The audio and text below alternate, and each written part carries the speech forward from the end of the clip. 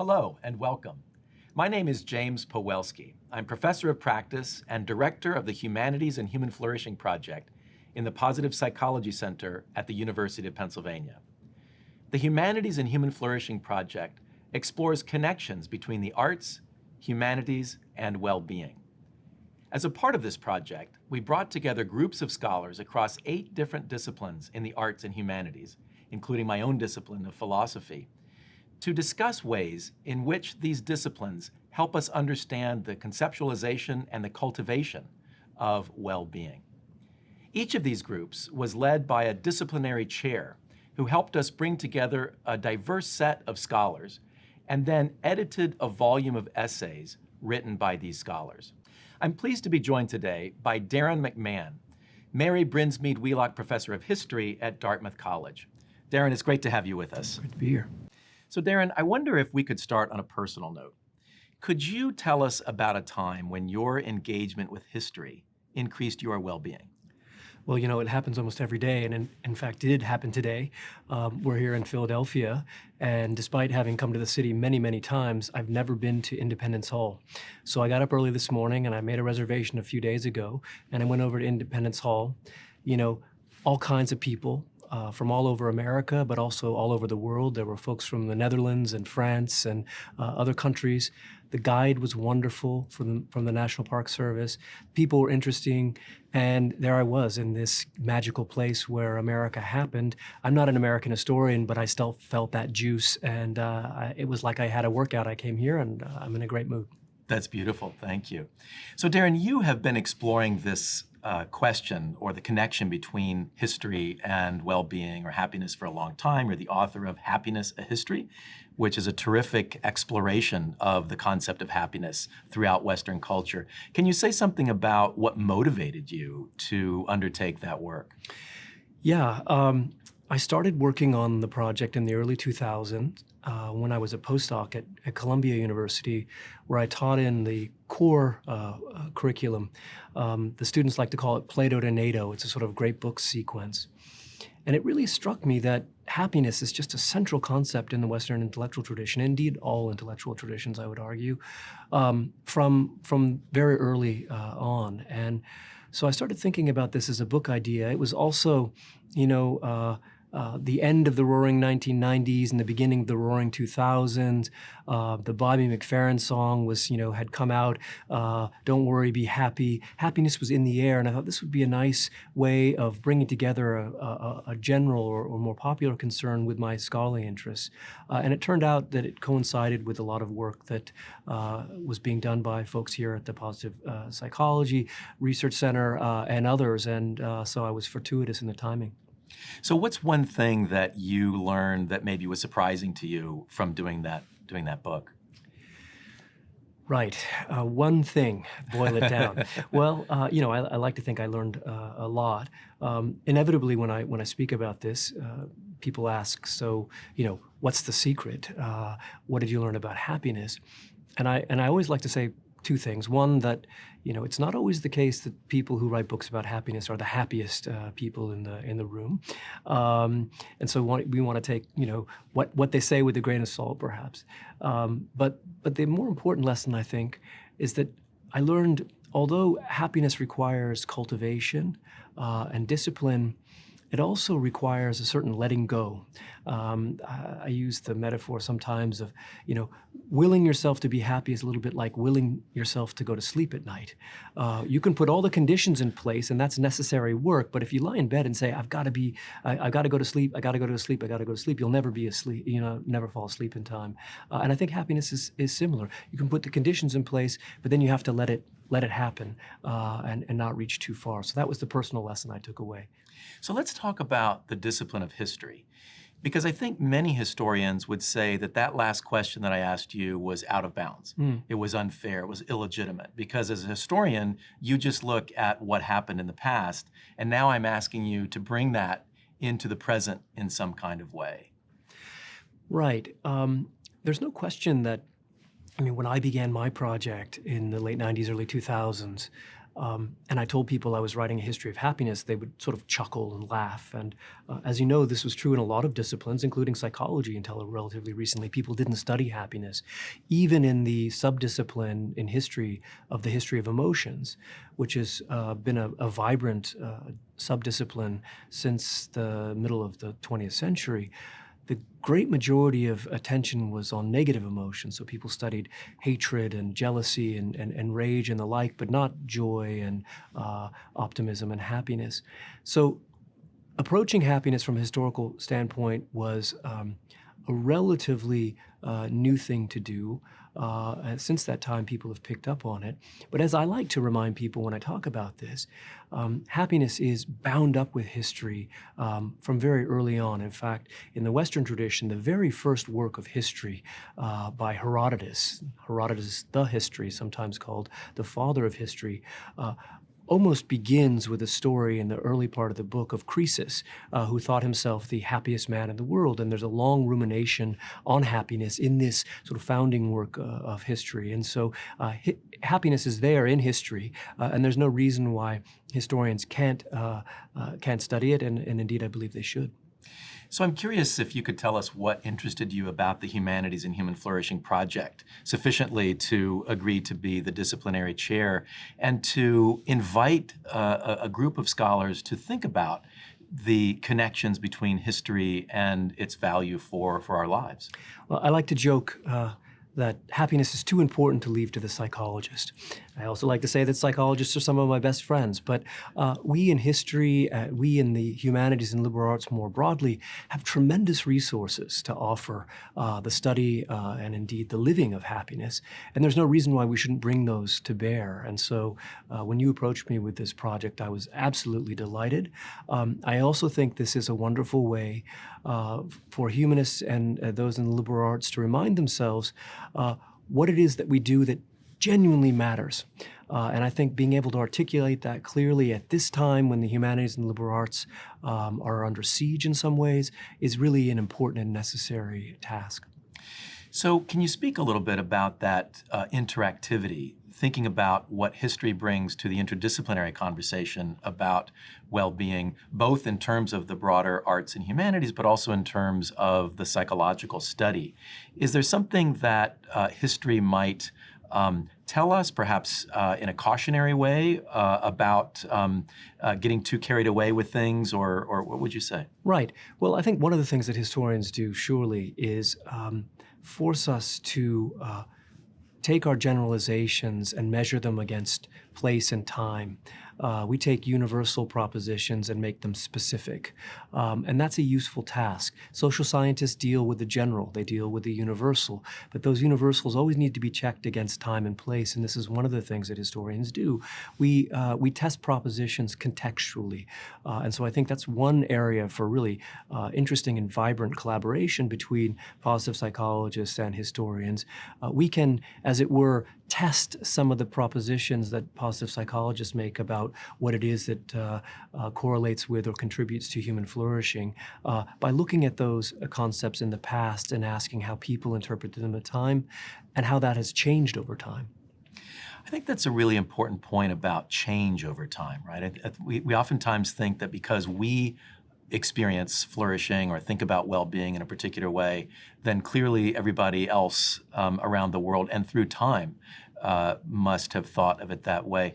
When we think about the future, do you think there are any implications about that broader perspective for the efforts that we might make to try to have a world that is more filled with well-being?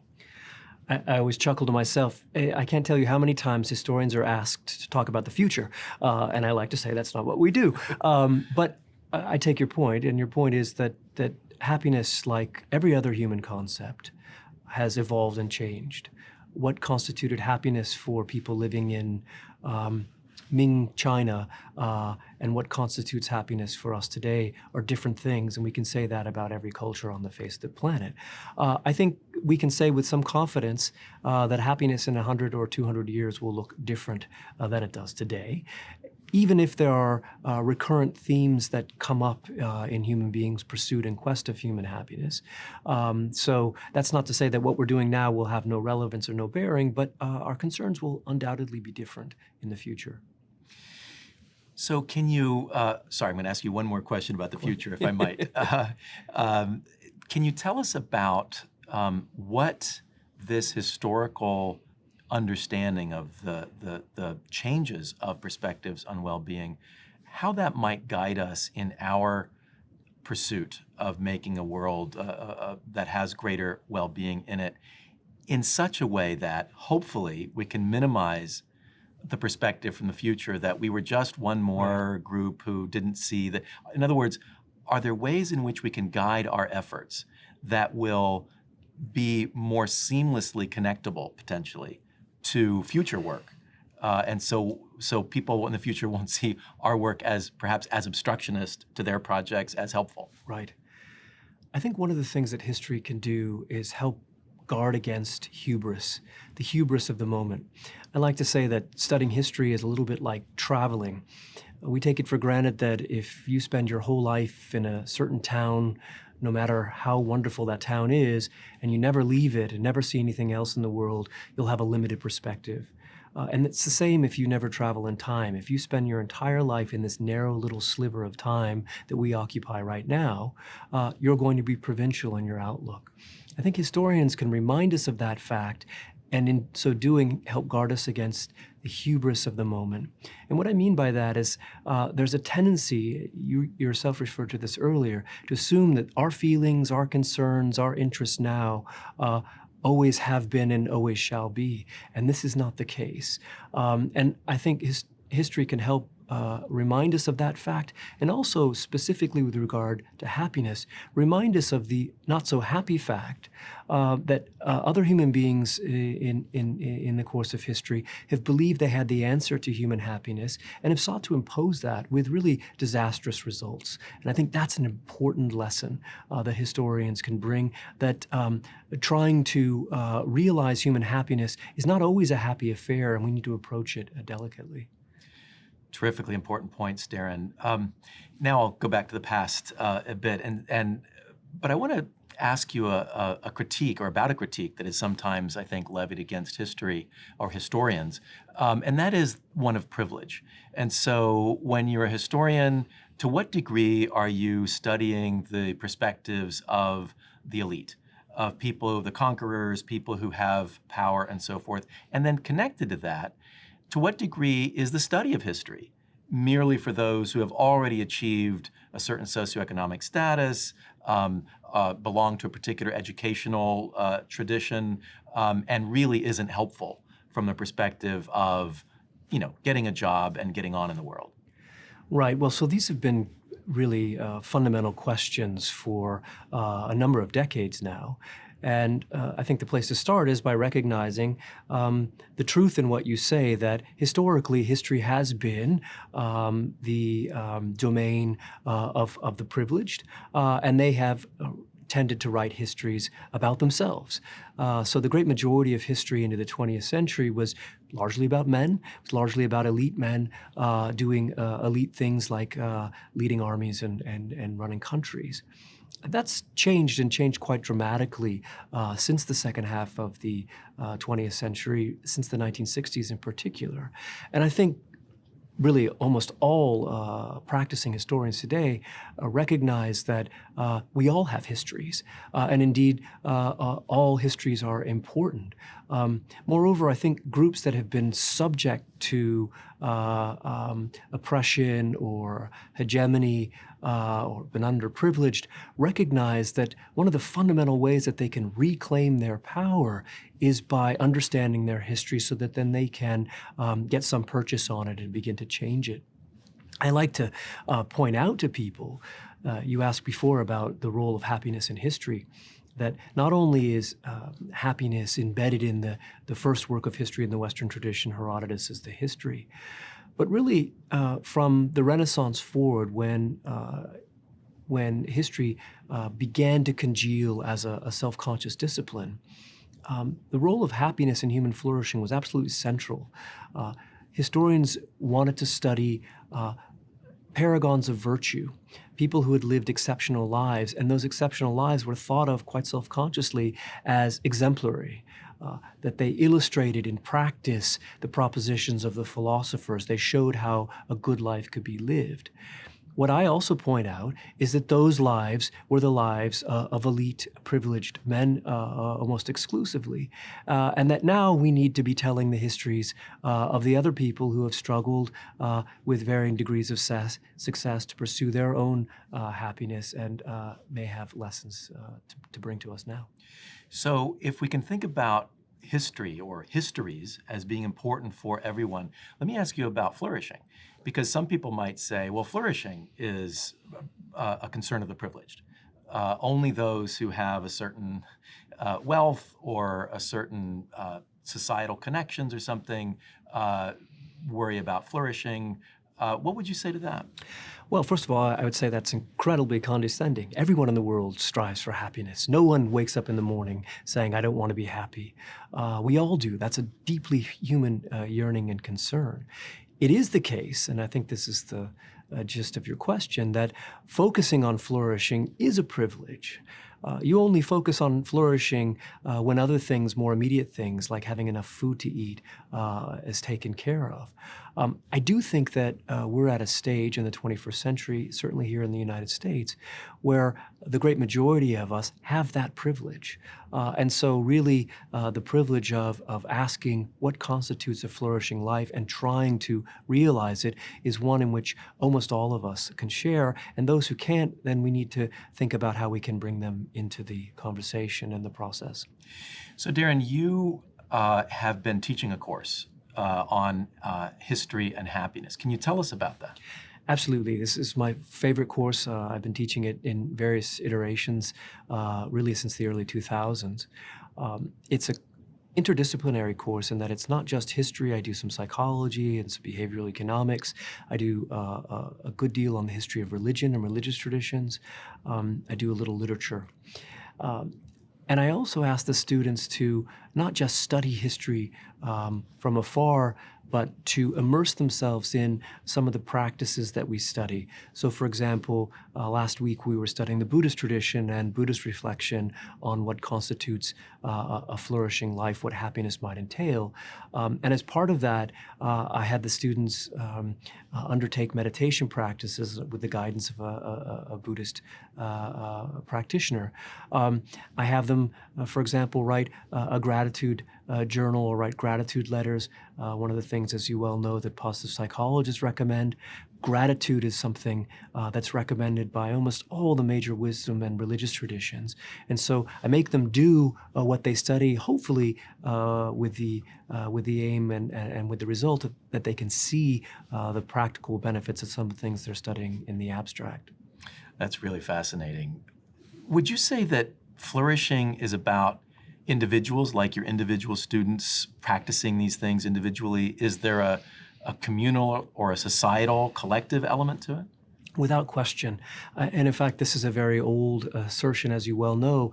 Aristotle, who remains to this day one of the most insightful thinkers about the quest for human happiness, writes an entire book, his Nicomachean Ethics, that is seen and understood as the preface, as it were, to the politics. In other words, you can't live an ethical life in pursuit of human flourishing on your own, independently. Human beings, Aristotle famously said, are social creatures, social animals, and our own pursuits are necessarily embedded in social situations. So for Aristotle, those things went together. The individual pursuit of happiness and the social realization of happiness were inextricably linked, and I think that's the way that most historians and I like to think most positive psychologists think about the matter today. So Darrin, if you'll forgive me for this last question, I want to go back to the future for a moment. But I'm curious what your hopes are for the Humanities and Human Flourishing Project, and in particular with the history group, both in terms of the volume that you have done and the classroom work, and just kind of how might this have an effect on the discipline of history? I'm hoping that more people will turn from studying not just, I hesitate to say the negative, but what I mean by the negative are studying oppression, injustice, the travesties of human history, of which there are many. Hegel famously said that if you look at the past looks like a slaughter bench. The past is a record of human beings' inhumanity to other human beings. There's no denying that, and it's everywhere. And people who study injustice and inequality and all the shortcomings of our past have a really important role to play. But there's another side as well, and my hope is that the positive humanities can reintegrate the study of human excellence, the study of human striving, the study of optimism, the study of joy and happiness into that picture, so that the tapestry we paint is in both shades of light and dark. Well, thank you, Darrin. We really appreciate you being with us today and for your wonderful work as the disciplinary chair of the history group. Thanks so much. It's a genuine pleasure. And thank you for having been with us as well, as we spoke with Darrin McMahon about connections between history and human flourishing. We look forward to having you with us again as we continue these discussions, exploring connections between the arts, humanities, and well-being.